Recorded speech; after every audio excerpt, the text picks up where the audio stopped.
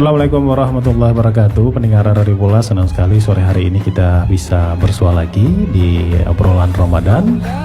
Untuk edisi hari ini, hari Kamis 21 Maret 2024 atau bertepatan dengan 10 Ramadan 1445 Hijriah. Dan sore hari ini kita mengangkat topik ya dengan topik menjaga semangat berpuasa, raih keberkahan Ramadan.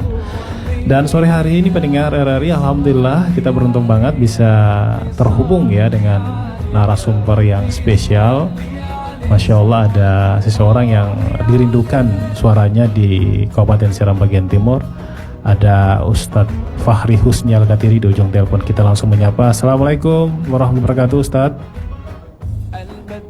Dalam satu kesempatan, Nabi SAW saat naik ke atas mimbar, ya, di mana beliau akan menyampaikan khutbah atau pidato di atas mimbar itu, di satu tangga beliau tiba-tiba mengucapkan amin. Tanpa ada seseorang di samping beliau, tanpa ada kalimat yang beliau ucapkan sebelumnya, beliau tiba-tiba mengucapkan begitu saja, amin. Iya. Lalu di tangga yang kedua juga demikian. Di tangga yang ketiga juga demikian, beliau mengucapkan amin pada 3 tangga mimbar beliau sallallahu alaihi wasallam. Allahumma shalli alaihi. Lalu saat beliau menoleh melihat para sahabat, beliau menangkap ada semacam tanda tanya di wajah para sahabat. Beliau mengucapkan amin pada saat naik ke atas mimbar tadi. Lalu beliau menjelaskan kepada sahabat, tadi malaikat lalu berdoa, kata malaikat Jibril, ya man adraka ramadhana falam yughfar lahu fa'ab'adahu Allah. Wahai Muhammad, wahai Rasulullah, siapa yang Allah izinkan bertemu dengan bulan Ramadan dalam kondisi sehat, kondisi mampu melaksanakan ibadah-ibadah di bulan Ramadan, tapi dia tidak berhasil mendapatkan ampunan Allah Subhanahu wa taala, fa'ab'adahu Allah, maka semoga Allah menjauhkan orang itu dari rahmatnya. Iya. Jadi malaikat Jibril mendoakan orang-orang yang diizinkan Allah bertemu dengan bulan Ramadan tapi tidak berhasil mendapatkan ampunan Allah, semoga orang-orang itu dijauhkan sejauh-jauhnya dari rahmat Allah. Dan doa itu diaminkan oleh Nabi Muhammad SAW. Bisakah kita membayangkan doa yang diucapkan oleh Aminus Sama? Malaikat Jibril adalah Al-Amin di langit. Malaikat terpercaya di langit, Iya. mendoakan, lalu diaminkan oleh Aminul Ard, manusia yang diberi gelar Al-Amin di muka bumi, yaitu Nabi Muhammad. Adakah doa seperti ini ditolak oleh Allah? Tidak mungkin. Iya. Jadi, apa yang terjadi dalam kisah tadi memberikan pelajaran kepada kita bahwa bulan Ramadan ini adalah bulan ampunan. Allah ingin besar-besarnya kepada kita, tergantung kita sebagai hambanya. Iya. Kita dapat ampunan dari Allah. Jadi kalau tadi firman mengatakan memasuki 10 hari menjelang 10 iya. Yang kedua, lalu sudah mulai ada yang kurang semangat. Iya. Nah, kita mesti hati-hati. Iya, Ustaz. Kalau kita merasa adalah hamba Allah yang juga punya banyak salah, punya banyak kekurangan, belum maksimal menunaikan tanggung jawab kita sebagai seorang muslim dalam melaksanakan ibadah, dalam melaksanakan muamalat, hubungan antar sesama, maka saya rasa semangat itu tidak boleh turun. Siap. Justru semakin mendekati akhir Ramadan, semangat itu harus semakin tinggi. Iya. Karena kesempatan di mana Allah memberikan ampunan kepada kita itu terlalu banyak.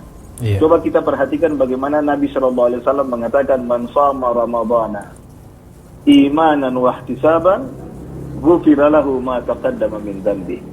Siapa yang berpuasa bulan Ramadan dengan iman, keyakinan bahwa puasa itu adalah kewajiban Allah yang harus dia laksanakan. Wahtisaban, lalu dia berharap pahala hanya dari Allah, kata Nabi, ghufira lahu ma taqaddama min dhanbi. Iya. Allah akan menghapus dosanya yang telah lalu. Kalau puasa Ramadannya belum maksimal ia laksanakan, tidak sempurna menurut perasaan hatinya. Allah siapkan lagi apa yang Nabi katakan, man qama ramadhana imanan wa ihtisaban ghufira lahu ma taqaddama min dhanbi.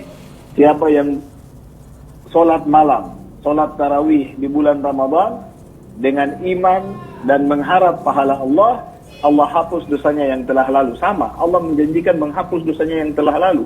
Allah ingin mengampuni hambanya. Taruhlah ada yang masih merasa belum sempurna dalam salat tarawih, Allah masih memberi kesempatan. Kata Nabi SAW, man qama lailatal qadri imanan wa ihtisaban ghufira lahu ma taqaddama min dzambi.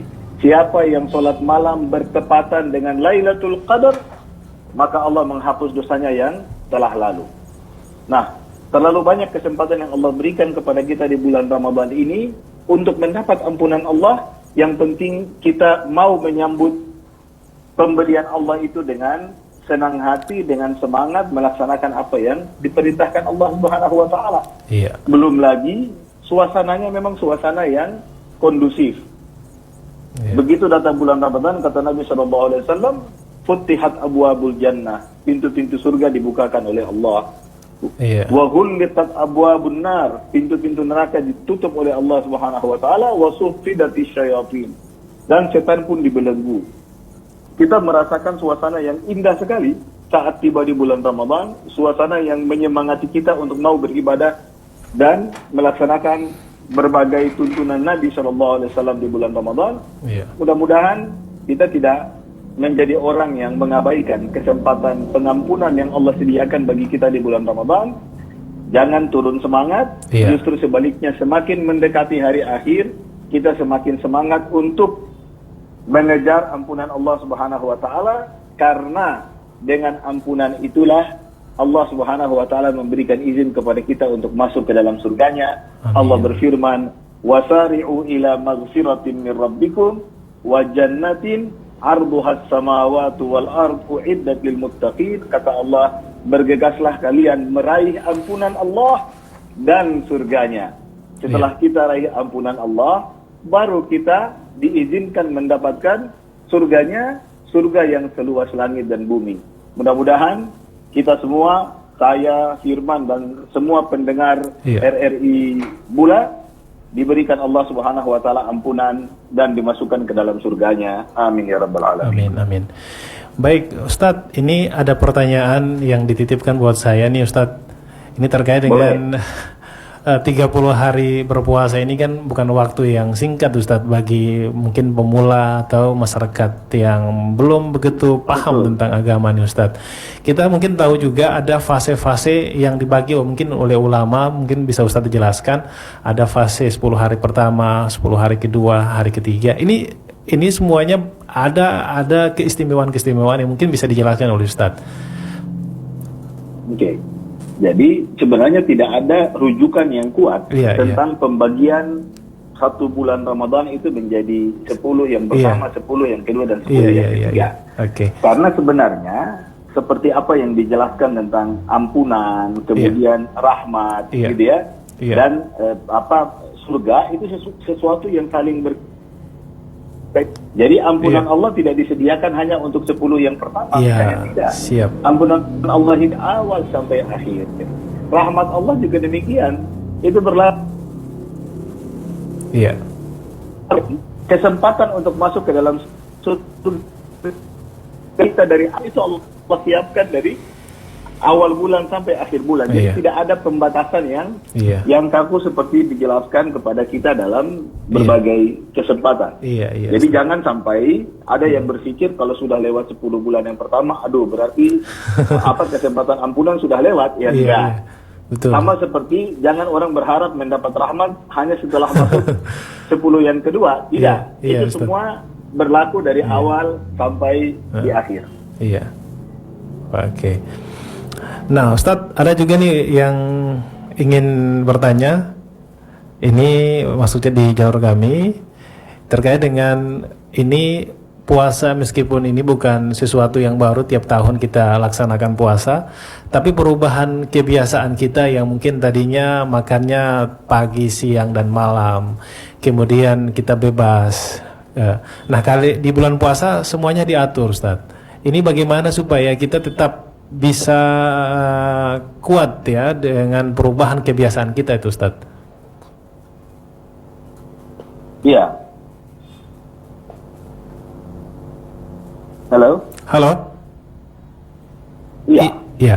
Jadi, maaf, ini bukan kewajiban yang baru diwajibkan pada tahun 2024. Tapi ini kewajiban yang telah ada sejak zaman Nabi Shallallahu Alaihi Wasallam. Iya. Beberapa tahun setelah beliau hijrah ke Madinah telah diwajibkan kewajiban puasa atas umat Islam, dan dari dulu sampai sekarang semua umat Islam mampu melaksanakan ibadah puasa itu.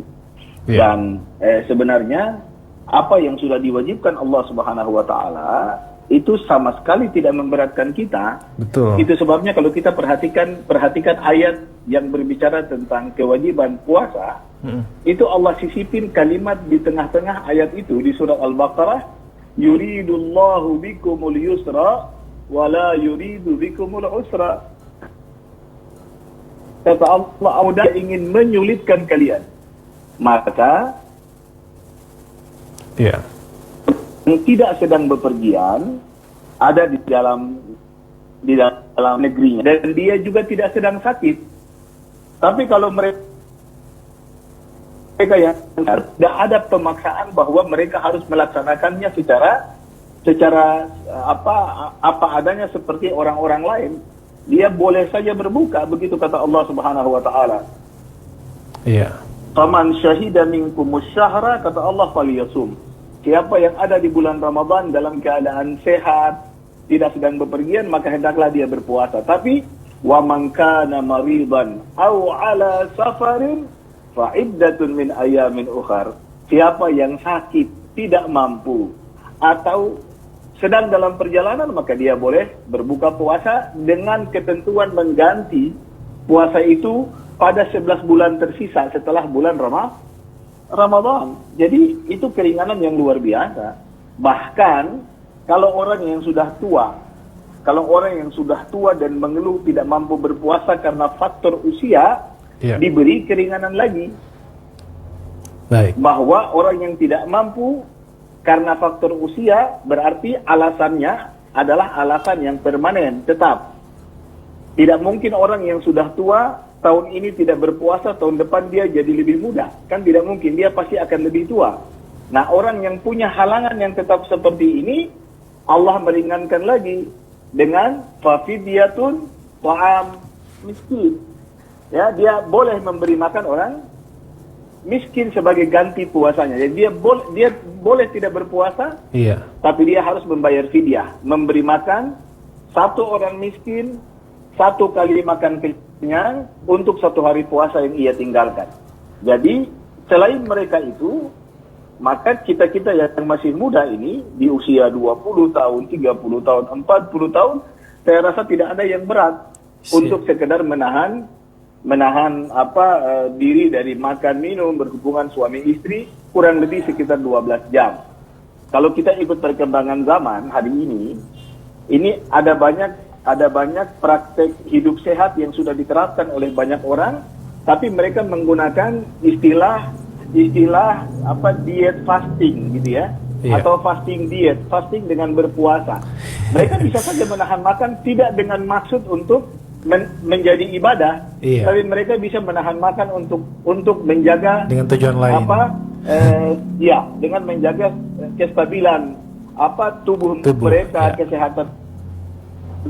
Lakukan tanpa harus berniat ibadah. Teman-teman bisa menemukan itu. Betul Ustaz. Itu dia pilihan-pilihan orang yang menjaga berniat puasa sama sekali dan mereka mampu melakukan, bahkan mereka memberi menyehatkan bagi tubuh mereka. Iya Ustaz. Baik Ustaz. Halo. Baik. Ya.